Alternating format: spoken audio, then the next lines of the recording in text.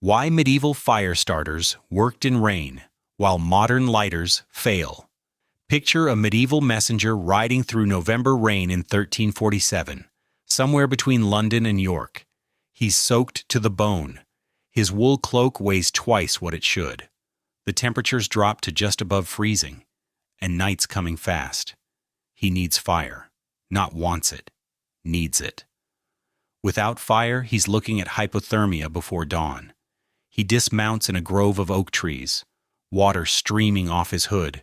His fingers are numb. Everything he's carrying is wet. The wood around him is saturated, and yet, within 10 minutes, he has flames. No matches, no lighter fluid, no propane torch or magnesium striker from REI. Just tools and materials that would work just as well if you dropped them in a river first. Now fast forward to last weekend. Your buddy Dave is trying to light a campfire. It drizzled for 20 minutes an hour ago. Everything's damp. He's got a $40 waterproof lighter that supposedly works in any conditions. He's clicking it over and over, getting nowhere.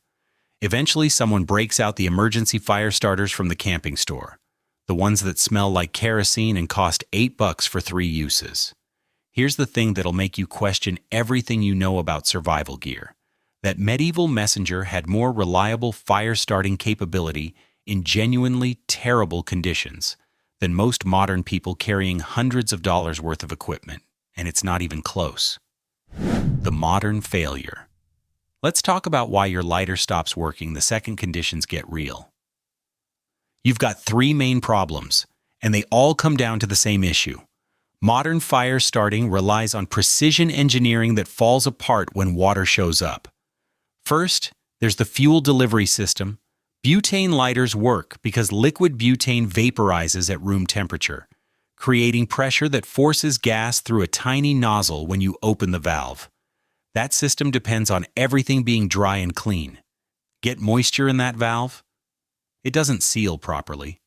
The butane leaks out slowly, or it doesn't flow at the right pressure, or it just doesn't ignite.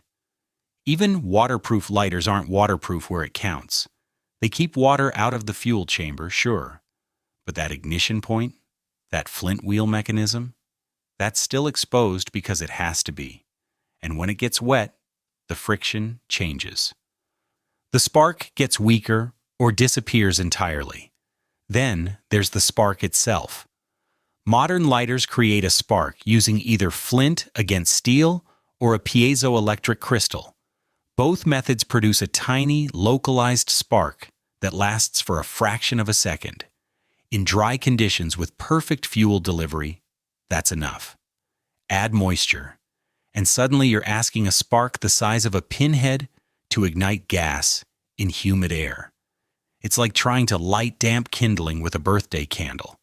But here's the kicker. Even when the lighter works, it's only half the battle. You've got flame, great. Now what?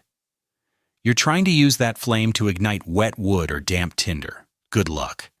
The heat from a lighter flame is intense but concentrated. It's great for lighting a dry cigarette or a gas stove. It's terrible for drying out and igniting reluctant fuel in field conditions. I've watched people burn through entire lighters trying to get a fire started in less than ideal conditions.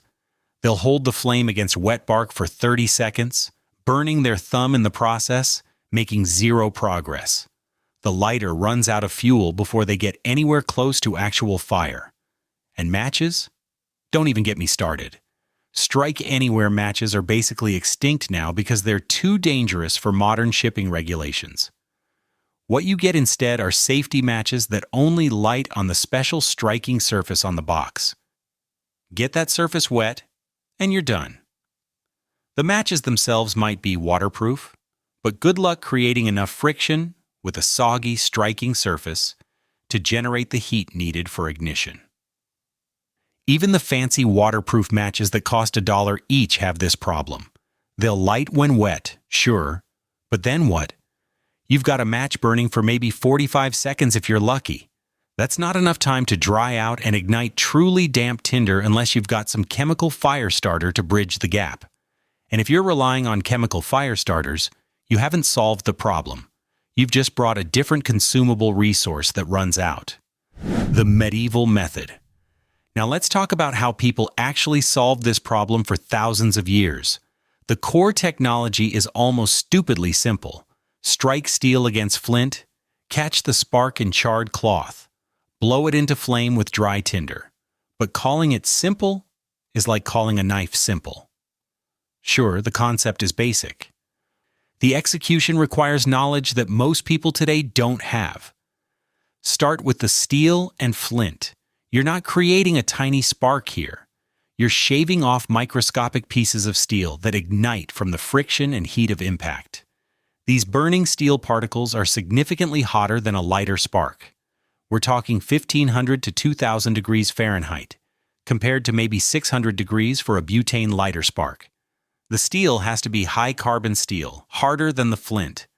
When you strike it properly, you're essentially creating tiny shooting stars. Each particle is burning metal falling onto your char cloth. The flint can be actual flint or chert or any hard, glassy stone that fractures with a sharp edge. The shape matters less than the material.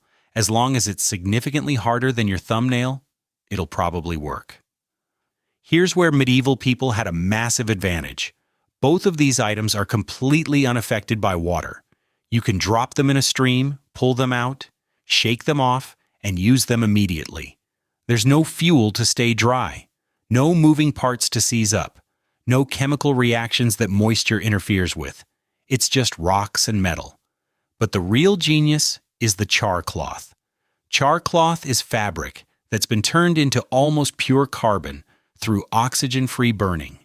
You take cotton or linen, put it in a closed metal container with a small vent hole, and heat it until smoke stops coming out. What you're left with looks like black fabric, but crumbles easily and catches a spark like nothing else. The reason it works has to do with the surface area and the chemical composition. Regular cloth won't catch a spark because there's too much moisture and the fibers are too dense. Char cloth is essentially a structured carbon sponge. When a hot steel particle lands on it, the carbon begins to oxidize immediately, creating a glowing ember. And here's the part that blows modern people's minds. Char cloth works when it's damp.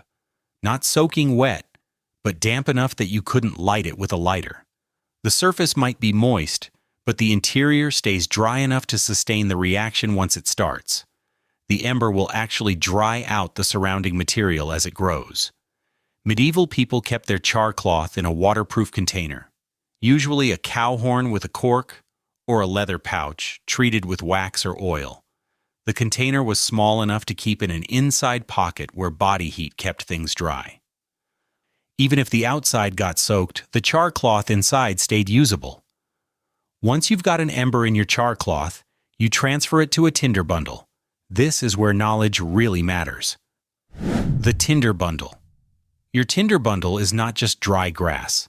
It's a specifically constructed nest of materials chosen for how they catch and sustain fire. Medieval Europeans used different materials depending on what was available, but the principles stayed the same.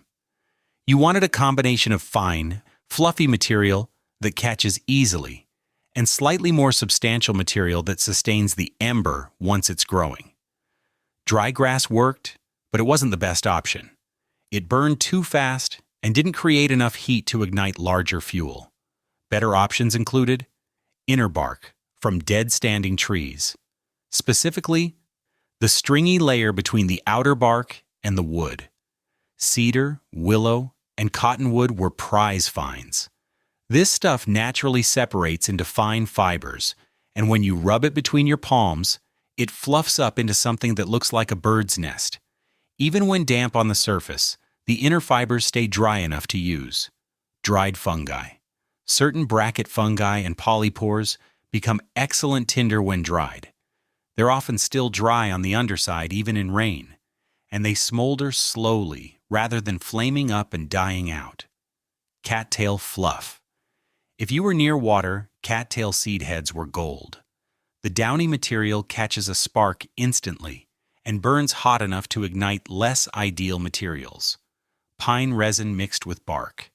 This was like carrying natural lighter fluid. Small amounts of resin could be saved and added to tinder bundles for extra reliability. But here's what medieval people understood that modern survival guides often miss. You didn't gather this stuff when you needed fire. You gathered it constantly and kept it dry.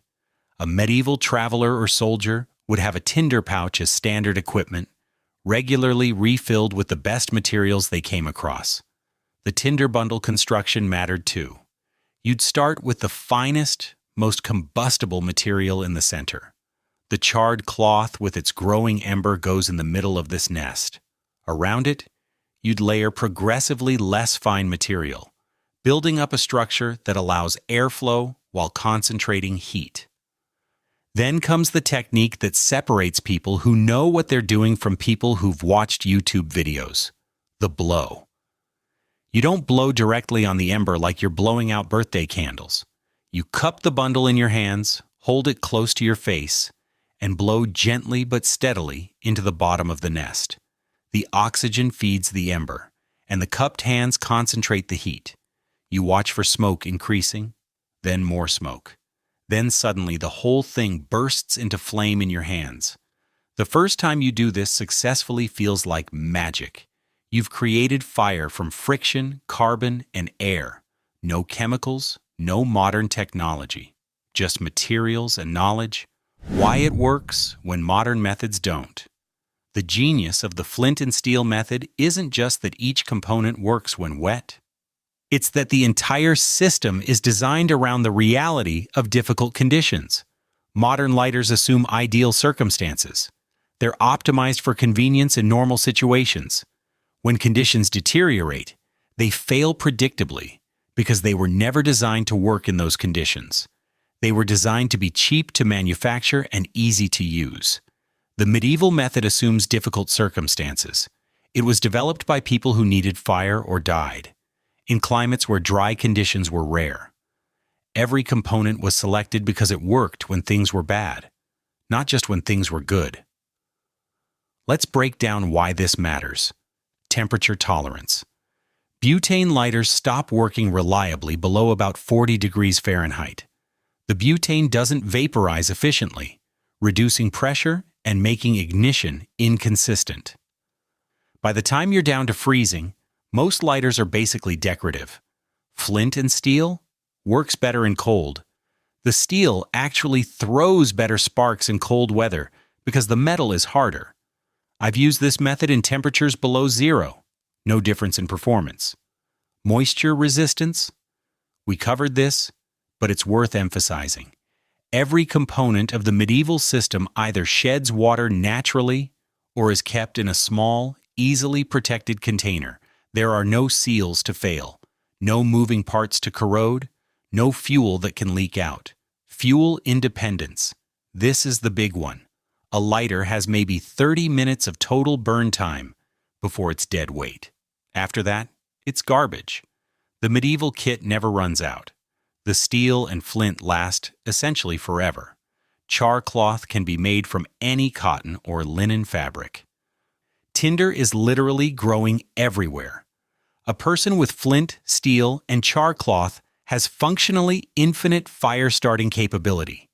A person with a lighter has a consumable resource that will eventually fail: repairability and redundancy. If you lose your steel striker, you can make another one from any high-carbon steel. A file works. So does the back of a knife blade if the spine is sharp enough. If you lose your flint, you're looking for rocks until you find one that works. Might take 20 minutes. Compare that to losing your lighter. You're just done until you can buy another one. But there's something deeper going on here that explains why this technology worked for so long and why it's worth understanding today. What we actually lost. We didn't lose the ability to make fire when we invented matches and lighters. We lost something more fundamental. We lost the knowledge of how to maintain capability in degraded conditions. Modern technology is incredible when it works. It's convenient, it's fast, it's idiot-proof, until it's not. And then most people are just stuck, waiting for conditions to improve or for someone to rescue them. Medieval people didn't have that option. When the messenger I mentioned at the start needed fire, there was no backup plan. There was no wait until tomorrow when things dry out. There was make fire with what you have, or suffer the consequences. That necessity created a completely different relationship with tools and capability. Your average medieval peasant knew more about fire starting than most modern survival instructors, not because they were smarter, but because they couldn't afford not to know. Fire wasn't a camping convenience. It was cooking, heating, light, protection, and water purification. It was survival technology that you needed to work every single day. So they didn't just know one method, they knew multiple methods and how to adapt them to different conditions. They knew which materials worked best in rain. They knew how to find dry tinder in a soaked forest. They knew how to maintain embers overnight, so they didn't have to start from scratch every morning. This knowledge was everywhere. Children learned it not from books or classes, but from watching and doing, every day, for years. By the time you were 10 years old in medieval Europe, you could probably start a fire in conditions that would defeat most modern adults. We traded that distributed, resilient knowledge for centralized convenience. And most of the time, that's a great trade. I'm not arguing we should go back to flint and steel for daily use. I've got a gas stove, and I love it. But here's what bothers me. We didn't just trade the tools. We traded the mindset. Modern people approach problems expecting things to work as designed. When they don't, we troubleshoot the tool, not the conditions. We buy better equipment, read reviews, upgrade to the premium version. We're trying to solve reliability problems by buying more reliable machines. Medieval people approached problems expecting things to be difficult. Their solutions were designed to work despite the conditions, not because conditions were ideal. They built redundancy and adaptability into everything. That's the real difference between a medieval fire-starting kit and a modern lighter. One is designed to succeed regardless of circumstances. The other is designed to succeed in the circumstances it was designed for. The science behind char cloth. Let's get into the chemistry for a minute because it helps explain why this works so well. When you make char cloth, you're doing something called pyrolysis. That's thermal decomposition in the absence of oxygen. You're breaking down the cellulose and other compounds in the fabric through heat, without letting them burn completely. What remains is mostly carbon arranged in the structure of the original fabric. It looks like cloth, but chemically it's closer to charcoal. And charcoal is an excellent fuel because carbon atoms are ready to bond with oxygen and release energy. The surface area is the key. A piece of char cloth might be the size of your palm, but if you could unfold all the microscopic structures and measure the actual surface area, it would be huge. Maybe the size of a football field. All that surface area means lots of carbon atoms available to react with oxygen. When a hot steel particle lands on char cloth, it provides the activation energy needed to start the oxidation reaction. The carbon begins combining with oxygen from the air, releasing heat. That heat sustains and spreads the reaction. What you see is a glowing red ember slowly spreading across the cloth. The reason this works in damp conditions is that the reaction produces more heat than the moisture can absorb. Once the ember gets going, it's hot enough to dry out the cloth ahead of it faster than the moisture can cool it down. You get a self-sustaining front of heat moving through the material. Compare this to trying to light damp paper with a lighter. The flame isn't hot enough, and it's not in contact with enough surface area. The moisture in the paper absorbs the heat faster than the combustion reaction can sustain itself. The paper might char where the flame touches it, but it won't catch. The char cloth is doing something else clever too. It's converting a brief, intense energy input, the hot steel particle, into a sustained lower temperature reaction, the glowing ember. That ember lasts long enough for you to transfer it to your tinder bundle and blow it into actual flame. It's an energy and time converter. The steel spark exists for a fraction of a second. The ember lasts for minutes if you need it to. That gives you time to work, Time to arrange materials? Time to get it right. Modern lighters skip this intermediate step. They go straight from spark to flame, which is great for convenience but terrible for reliability in bad conditions. Finding dry tinder in wet conditions. Here's where medieval knowledge gets really practical. Even if you've got flint, steel, and char cloth working perfectly, you still need something to blow that ember into. You need actual fuel. In truly wet conditions, finding dry tinder isn't about looking for dry ground. It's about understanding how water moves and where it doesn't reach. Dead standing trees are the first place to look. When a tree dies but remains standing, the bark protects the interior. Rain runs down the outside, but under the bark, especially on the side away from prevailing winds, you can often find dry wood even in heavy rain. You don't want the hard outer wood. You want the soft, punky layer just under the bark. Or better yet, the inner bark itself if the tree is recently dead. Scrape it away with a knife and shred it into fibers. The underside of fallen logs, if they're raised off the ground, stays drier than you'd expect, especially the side facing away from the weather. You can shave off thin curls with a knife, and those curls will be dry enough to use, even when the surface is soaked. Evergreen trees provide shelter. The lowest dead branches on a spruce or pine, the ones hanging close to the trunk, stay remarkably dry even in extended rain. They're protected by the layers of branches above them. Snap off a few handfuls, break them into increasingly fine pieces, and you've got decent tinder. Bird and animal nests, if you can find them abandoned and accessible, are deliberately constructed from the finest, driest materials. People have started fires with mouse nests when nothing else was available. Here's the technique that really matters. You're not looking for perfectly dry material. You're looking for dry enough. The ember from your char cloth is hot enough to dry out slightly damp tinder as it grows, as long as the material isn't soaked through. What you do is create a progression. The finest, absolutely driest material goes in the center with the ember. Around that, slightly less dry material, then slightly less dry again. Each layer is dried by the heat from the layer inside it before it needs to catch. Medieval people understood this intuitively.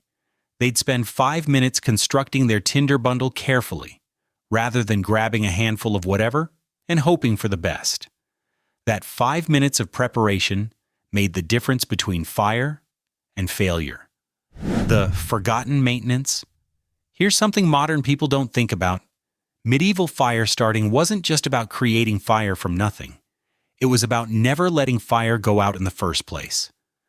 Most households and camps maintained a fire continuously. When you went to bed, you banked the fire, covered it with ash to restrict oxygen, leaving hot coals that would last until morning. All you had to do was uncover them, add tinder, blow gently, and you had flames again in seconds. Travelers carried fire with them. Slow match, made from rope soaked in saltpeter solution, would smolder for hours. You could light it from your fire, coil it in a ventilated container, and carry a live ember for most of a day's journey. Some cultures used fungus for this. Certain polypores would smolder slowly for 12 hours or more after being lit. You could hang one from your belt and have fire whenever you needed it. This makes sense when you think about it. Creating fire from scratch takes effort and skill. Maintaining fire once you have it is relatively easy. The smart approach is to create fire carefully when conditions are good, then keep it alive rather than starting over constantly. Modern people do the opposite. We create fire casually whenever we need it, using convenience tools that we assume will work. Then we're surprised when they don't. The medieval approach was about maintaining capability through prevention. Don't need fire right now but have good conditions? Make char cloth. Fill your tinder pouch. Dry your materials. Create capability before you need it desperately. The modern approach is about solving problems as they arise. Need fire? Pull out the lighter. Doesn't work? Try harder. Buy a better lighter. Curse the rain. One approach builds resilience. The other depends on technology working as advertised.